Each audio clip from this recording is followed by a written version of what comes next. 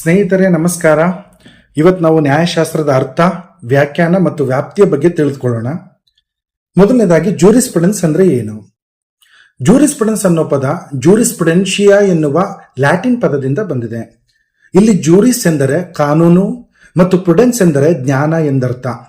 ಇಂಗ್ಲಿಷ್ನಲ್ಲಿ ನಾವಿದನ್ನ knowledge of law ಅಂತ ಕರಿತೀವಿ, ಕನ್ನಡದಲ್ಲಿ ಕಾನೂನಿನ ಜ್ಞಾನ ಅಂತ ಹೇಳಿ ಕರಿತೀವಿ. ಅಂದ್ರೆ ನ್ಯಾಯಶಾಸ್ತ್ರವನ್ನ ಅಧ್ಯಯನ ಮಾಡೋದ್ರಿಂದ ನಾವು ಕಾನೂನಿನ ಜ್ಞಾನ ಮತ್ತು ಅಡಿಪಾಯವನ್ನ ಪಡಿತೀವಿ. ನ್ಯಾಯಶಾಸ್ತ್ರ ಅಂತಕ್ಕಂಥ ಸಬ್ಜೆಕ್ಟ್ ಕಂಪ್ಲೀಟ್ ಕಾನೂನಿನ ಬಗೆಗಿನ ಆಳವಾಗಿರ್ತಕ್ಕಂಥ ಅಧ್ಯಯನ. ಉದಾಹರಣೆಗೆ, ಕಾನೂನು ಅಂದ್ರೆ ಏನು, ಅದು ಯಾಕೆ ಸಮಾಜದಲ್ಲಿ ಅಸ್ತಿತ್ವದಲ್ಲಿದೆ, ಕಾನೂನುಗಳನ್ನು ಹೇಗೆ ರಚಿಸಲಾಗತ್ತೆ, ಹಾಗೆ ರಚಿಸಲಾಗಿರ್ತಕ್ಕಂಥ ಕಾನೂನುಗಳು ನ್ಯಾಯಯುತವ ಅಥವಾ ಅನ್ಯಾಯಯುತವೆ, ಕಾನೂನಿನ ಮೂಲಗಳು ಯಾವುವು, ಒಂದು ದೇಶದ ಕಾನೂನಿನ ಅಭಿವೃದ್ಧಿನಲ್ಲಿ ನ್ಯಾಯಾಲಯದ ತೀರ್ಪುಗಳು ಮತ್ತು ಸಂಪ್ರದಾಯಗಳ ಪಾತ್ರ ಏನು, ಮೃತ ವ್ಯಕ್ತಿಗಳಿಗೆ ಯಾವುದಾದ್ರೂ ಕಾನೂನಾತ್ಮಕ ಹಕ್ಕುಗಳಿವೆಯೇ, ಇನ್ನೂ ಜನಿಸದೇ ಇರತಕ್ಕಂಥ ಮಗುವಿಗೆ ಯಾವುದಾದ್ರೂ ಕಾನೂನಾತ್ಮಕ ಹಕ್ಕುಗಳಿವೆಯೇ, ಮುಂತಾದ ಪ್ರಶ್ನೆಗಳಿಗೆ ನಾವು ಇಲ್ಲಿ ಉತ್ತರವನ್ನ ಏನ್ ಮಾಡ್ತೀವಿ, ಕಂಡುಕೊಳ್ತೀವಿ. ಹಾಗಾಗಿ ನ್ಯಾಯಶಾಸ್ತ್ರದ ಅಧ್ಯಯನವನ್ನ ಕಾನೂನಿನ ಜ್ಞಾನ ಅಂತೇಳಿ ನಾವು ಕರಿತೀವಿ. ಈಗ ನ್ಯಾಯಶಾಸ್ತ್ರದ ವ್ಯಾಖ್ಯಾನಗಳನ್ನ ನೋಡೋಣ. Number 1, John Austin. ಇವರೊಬ್ಬ ಇಂಗ್ಲಿಷ್ ನ್ಯಾಯಶಾಸ್ತ್ರಜ್ಞ. ಇವರ ಪ್ರಕಾರ ನ್ಯಾಯಶಾಸ್ತ್ರವು ಸಕಾರಾತ್ಮಕ ಕಾನೂನಿನ ವಿಜ್ಞಾನವಾಗಿದೆ. ಸಕಾರಾತ್ಮಕ ಕಾನೂನು ಅಂದ್ರೆ ಏನು? ಸಕಾರಾತ್ಮಕ ಕಾನೂನು ಅಂದ್ರೆ ಕಾನೂನು ಹೇಗಿದೆಯೋ ಹಾಗೆ ಅಧ್ಯಯನ ಮಾಡೋದು, ಬದಲಾಗಿ ಕಾನೂನು ಹೀಗಿದ್ರೆ ಚೆನ್ನಾಗಿರ್ತಿತ್ತು, ಹಾಗಿರ್ಬೇಕಿತ್ತು, ಹಾಗಿದ್ರೆ ಚೆನ್ನಾಗಿರ್ತಿತ್ತು ಎಂಬುದರ ಬಗ್ಗೆ ಅಲ್ಲ. ಹಾಗಾದ್ರೆ ಸಕಾರಾತ್ಮಕ ಕಾನೂನುಗಳು ಯಾವುವು? ಸ್ನೇಹಿತರೆ, ಸರ್ಕಾರದಿಂದ ಅಂಗೀಕರಿಸಲಾಗಿರ್ತಕ್ಕಂಥ ಶಾಸನಗಳು, ಕಾಯ್ದೆಗಳು, ಅಧಿನಿಯಮಗಳು, ರೂಲ್ಸು, ರೆಗ್ಯುಲೇಷನ್ಸು ಎಲ್ಲವೂ ಕೂಡ ಸಕಾರಾತ್ಮಕ ಕಾನೂನುಗಳು. ಅಂದ್ರೆ ಸರ್ಕಾರ ಎಂಬ ಸಾರ್ವಭೌಮ ಅಧಿಕಾರದಿಂದ ಜಾರಿಗೊಳಿಸಲಾಗಿರ್ತಕ್ಕಂಥ ಕಾನೂನುಗಳು ಮಾತ್ರ ಒಳ್ಳೆಯ ಕಾನೂನುಗಳು ಎಂಬುದು ಆಸ್ಟಿನ್ ಅವರ ಅಭಿಪ್ರಾಯ. ಆದ್ರಿಂದ ಅವರು ಕಾನೂನು ಅಂತ ಹೇಳಿದ್ರೆ ಸಾರ್ವಭೌಮನ ಆಜ್ಞೆ ಅಂತ ಹೇಳಿದ್ದಾರೆ. ಉದಾಹರಣೆಗೆ ಟ್ರಾಫಿಕ್ ರೂಲ್ಸ್. ಈ ಟ್ರಾಫಿಕ್ ರೂಲ್ಸ್ಗಳು ರಸ್ತೆಗಳಲ್ಲಿ ಒಂದು ವೇಗದ ಮಿತಿಯನ್ನ ಕಡ್ಡಾಯಗೊಳಿಸೋದಕ್ಕೆ ಇರ್ತಕ್ಕಂಥ ಸಕಾರಾತ್ಮಕ ಕಾನೂನು, ಮತ್ತು ಇದನ್ನ ಸರ್ಕಾರ ಅಂತಕ್ಕಂಥ ಸಾರ್ವಭೌಮನ ಆಜ್ಞೆ ಆಗಿರ್ತದೆ. ಈ ವೇಗದ ಮಿತಿಯನ್ನ ಮೀರಿದ ವ್ಯಕ್ತಿಗೆ ಕಾನೂನುಬದ್ಧವಾಗಿ ನಾವೇನ್ ಮಾಡ್ತೀವಿ, ದಂಡ ವಿಧಿಸ್ತೀವಿ. ಇದು ನ್ಯಾಯಶಾಸ್ತ್ರದ ಬಗೆಗಿನ ಆಸ್ಟಿನ್ ಅವರ ವ್ಯಾಖ್ಯಾನ. Next, sir John Salmond. ಇವರು ಇಂಗ್ಲಿಷ್ ನ್ಯಾಯಶಾಸ್ತ್ರಜ್ಞ. ಇವರ ಪ್ರಕಾರ ನ್ಯಾಯಶಾಸ್ತ್ರವು ಕಾನೂನಿನ ವಿಜ್ಞಾನವಾಗಿದೆ. ಅಂದ್ರೆ ನಾವು ಹೇಗೆ ವಿಜ್ಞಾನವನ್ನ ಸುವ್ಯವಸ್ಥಿತವಾಗಿ ವೈಜ್ಞಾನಿಕವಾಗಿ ಅಧ್ಯಯನ ಮಾಡ್ತೀವೋ, ಹಾಗೆಯೇ ಕಾನೂನನ್ನು ಕೂಡ ಕಾನೂನಿನ ಮೂಲಭೂತ ತತ್ವಗಳ ಅಡಿಯಲ್ಲಿ ಮಾಡ್ತಕ್ಕಂಥ ವ್ಯವಸ್ಥಿತವಾಗಿರ್ತಕ್ಕಂಥ ಅಧ್ಯಯನ ಅಂತೇಳಿ ಸರ್ ಜಾನ್ ಸಾಲ್ಮಂಡ್ ಅವರು ಹೇಳ್ತಾರೆ. ಉದಾಹರಣೆಗೆ, ಒಪ್ಪಂದದ ಕಾನೂನನ್ನ ವೈಜ್ಞಾನಿಕವಾಗಿ ಅಧ್ಯಯನ ಮಾಡೋದು ಅಂತ ಹೇಳಿದ್ರೆ ಪ್ರಸ್ತಾಪ ಅಂದ್ರೆ ಏನು, ಸ್ವೀಕಾರ ಅಂತ ಹೇಳಿದ್ರೆ ಏನು, ಯಾಕೆ ಪಕ್ಷಗಾರರು ಒಪ್ಪಂದದಲ್ಲಿ ಇರಲೇಬೇಕು, ಪ್ರತಿಫಲ ಅಂತಕ್ಕಂಥದ್ದು ಕರಾರು ಕಾನೂನಿನಲ್ಲಿ ಯಾಕೆ ಅಷ್ಟೊಂದು ಮಹತ್ವದ್ದು, ಒಂದು ವಿದ್ಯುಕ್ತ ಕರಾರಿಗೆ ಈ ಮೂಲಭೂತ ಅಂಶಗಳು ಅತ್ಯಗತ್ಯವೇ, ಹೀಗೆ ವ್ಯವಸ್ಥಿತವಾಗಿ ಅಧ್ಯಯನ ಮಾಡುವುದೇ ನ್ಯಾಯಶಾಸ್ತ್ರ. ಮತ್ತೊಂದು ಉದಾಹರಣೆಯನ್ನ ಗಮನಿಸೋದಾದ್ರೆ, ಅಪರಾಧಿಕ ಕಾನೂನಿನ ಅಡಿನಲ್ಲಿ ಪ್ರತಿಯೊಂದು ಅಪರಾಧಕ್ಕೂ ಉದ್ದೇಶ ಅತ್ಯಗತ್ಯನ, ಅಪರಾಧಿಕ ಉದ್ದೇಶ ಸಾಬೀತಾಗುವವರೆಗೆ ಯಾವುದೇ ವ್ಯಕ್ತಿಯನ್ನ ಯಾಕೆ ಇನೋಸೆಂಟ್ ಅಂತ ಹೇಳಿನೇ ಕರಿಬೇಕು, ಮುಂತಾದವುಗಳ ಬಗ್ಗೆ ವ್ಯವಸ್ಥಿತವಾಗಿ ಅಧ್ಯಯನ ಮಾಡುವುದೇ ನ್ಯಾಯಶಾಸ್ತ್ರ. ಇದು ಸರ್ ಜಾನ್ ಸಾಲ್ಮಂಡ್ ಅವರ ವ್ಯಾಖ್ಯಾನ. ಮೂರನೇದಾಗಿ, ರಾಸ್ಕೋ ಪೌಂಡ್. ಇವರು ಅಮೆರಿಕನ್ ನ್ಯಾಯಶಾಸ್ತ್ರಜ್ಞ. ಇವರ ಪ್ರಕಾರ ನ್ಯಾಯಶಾಸ್ತ್ರವು ಕಾನೂನಿನ ವಿಜ್ಞಾನವಾಗಿದ್ದು, ಆ ಕಾನೂನು ಅಂತಕ್ಕಂಥದ್ದು ಸಮಾಜದ ಅಗತ್ಯಗಳನ್ನ ಪೂರೈಸ್ತಕ್ಕಂಥದ್ದು ಅಂತಂತೇಳಿ ಹೇಳಿದ್ದಾರೆ. ಅಂದ್ರೆ ಸ್ನೇಹಿತರೆ, ಮಾನವ ಸಂಘಜೀವಿ, ಅವನು ಸಮಾಜದಲ್ಲಿಯೇ ಬದುಕಬೇಕು.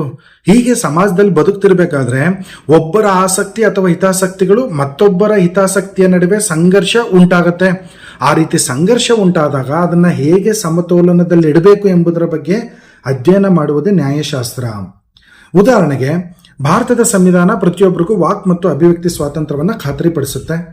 ಆದ್ರೆ ಒಬ್ಬ ವ್ಯಕ್ತಿಯ ಮಾತು ಅಥವಾ ಭಾಷಣವು ಅಂತಹ ರಾಷ್ಟ್ರೀಯ ಭದ್ರತೆಗೆ ಅಪಾಯವನ್ನು ಉಂಟು ಮಾಡಿದಾಗ ಅಂತಹ ವ್ಯಕ್ತಿಯ ಮೇಲೆ ನಾವೇನ್ ಮಾಡ್ತೀವಿ, ಸಮಂಜಸವಾಗಿರ್ತಕ್ಕಂಥ ನಿರ್ಬಂಧಗಳನ್ನು ವಿಧಿಸ್ತೀವಿ.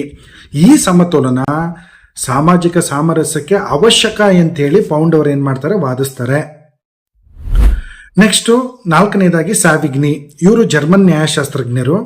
ಇವರ ಪ್ರಕಾರ ನ್ಯಾಯಶಾಸ್ತ್ರ ಅಂತ ಹೇಳಿದ್ರೆ ಕಾನೂನಿನ ಬೆಳವಣಿಗೆ ವಿಜ್ಞಾನ.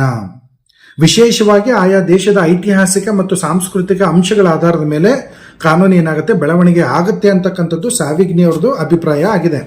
ಅಂದ್ರೆ ಭಾಷೆಗಳು ಹೇಗೆ ಸ್ವಾಭಾವಿಕವಾಗಿ ಬೆಳವಣಿಗೆ ಆಗ್ತದೋ ಹಾಗೆಯೇ ಸಾಮಾಜಿಕ ಅಗತ್ಯಗಳಿಗೆ ಅನುಗುಣವಾಗಿ ಗಿಡ ಮರ ಬೆಳೆದಂತೆ ಕಾನೂನು ಕೂಡ ಸ್ವಾಭಾವಿಕವಾಗಿ ಬೆಳೆಯುತ್ತೆ. ಅದನ್ನ ಯಾರು ಬೆಳೆಸ್ತಕ್ಕಂಥ ಅವಶ್ಯಕತೆ ಇಲ್ಲ, ಅದನ್ನ ಯಾರು ಜಾರಿಗೊಳಿಸ್ತಕ್ಕಂಥ ಅವಶ್ಯಕತೆ ಇಲ್ಲ. ಕಾನೂನು ಸಾರ್ವಭೌಮನ ಆಜ್ಞೆ ಅಲ್ಲ, ಬದಲಾಗಿ ಅದೊಂದು ಸಾವಯವ ಕ್ರಿಯೆ. ಅಂದ್ರೆ ಕಾನೂನಿನ ಇತಿಹಾಸವನ್ನು ಅಧ್ಯಯನ ಮಾಡೋದ್ರಿಂದ ಅದರ ಬೆಳವಣಿಗೆ ಮತ್ತು ವಿಕಸನವನ್ನು ಅರ್ಥ ಮಾಡ್ಕೊಳ್ಳೋದಕ್ಕೆ ಸಾಧ್ಯ ಆಗುತ್ತೆ ಅಂತಂತೇಳಿ ಸಾವಿಗ್ನಿಯವರು ಏನ್ ಮಾಡ್ತಾರೆ ಅವರ ವ್ಯಾಖ್ಯಾನದ ಮೂಲಕ ತಿಳಿಸಿದ್ದಾರೆ.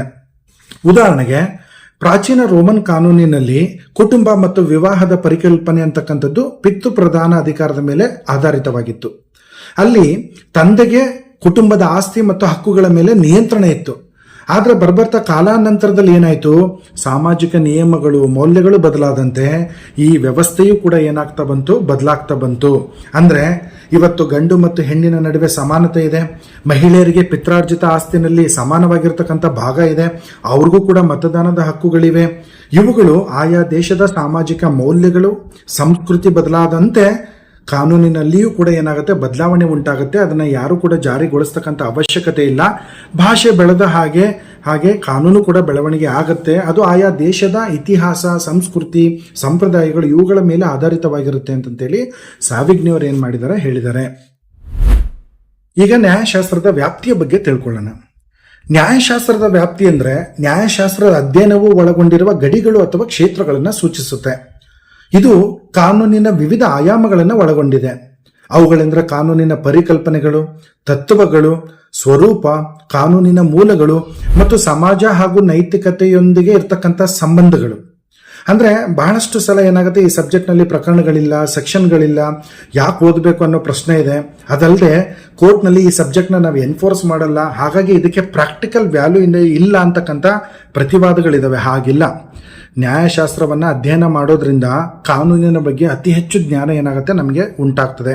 ಅಂದ್ರೆ ಈ ಒಂದು ವಿಷಯದಲ್ಲಿ ನಾವೇನ್ ಮಾಡ್ತೀವಿ, ಕಾನೂನು ಅಂತ ಹೇಳಿದ್ರೆ ಏನು, ಅದ್ರ ಸ್ವರೂಪ ಏನು, ಅದರ ಮೂಲಭೂತ ಲಕ್ಷಣಗಳೇನು, ಕಾನೂನು ಸಮಾಜದಲ್ಲಿ ಹೇಗೆ ಕಾರ್ಯನಿರ್ವಹಿಸುತ್ತೆ, ಈ ತರದ ಮೂಲಭೂತ ಪ್ರಶ್ನೆಗಳನ್ನ ನಾವು ನ್ಯಾಯಶಾಸ್ತ್ರದಲ್ಲಿ ನಾವೇನ್ ಮಾಡ್ತೀವಿ ಅಧ್ಯಯನ ಮಾಡ್ತೀವಿ. ಹಾಗಾಗಿ ಇದರ ವ್ಯಾಪ್ತಿ ವಿಸ್ತಾರವಾಗಿದೆ.